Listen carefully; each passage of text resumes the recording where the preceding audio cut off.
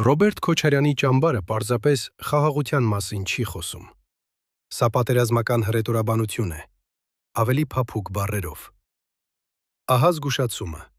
Նրանք ասում են արժանապատիվ խաղաղություն, բայց անընդհատ վերադառնում են Շուշիին, Հադրութին, դեօկուպացիային, բանակի վերականգնմանը, երաշխավոր պետություններին և Ռուսաստանին, որպես հին անվտանգության շրջանակ։ Սա չեզոք լեզու չէ։ Սա ընտրողին ասում է, որ 2020-ի պատերազմի արդյունքները կարելի է նորից բացել։ Սա ցավի մեջ ապրող ընտանիքներին ասում է, որ կորցրածը դեռ կարելի է հետ բերել։ Սա զայրացած մարդկանց ասում է, որ արժանապատվությունը նշանակում է վերադառնալ այն պատերազմական տրամաբանությանը, որը մեկ անգամ արդեն կոտրեց Հայաստանը։ Նրանք պարտադիր չէ ասեն նոր պատերազմ։ Նրանք ստեղծում են այդ սպասումը,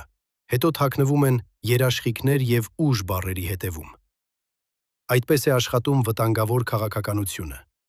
Սկզբում վրեժը վաճառում են որպես արժանապատվություն, հետո սրացումը վաճառում են որպես անվտանգություն,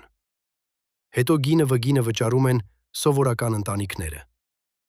Քոչարյանը արդեն կառավարել է Հայաստանը, երբ երկրի ռազմավարական որոշումները ավելի խոր կախեցին Ռուսաստանից։ Հիմա նույն ճամբարը վաճառում է մի ապագա, որտեղ խաղաղությունը նորից կախված է Մոսկվայից, ռազմական ճնշումից և անհնար խոստումներից։ Սա խաղաղություն չէ, սա պատերազմական խոսք է, կոստյումով։ Եվ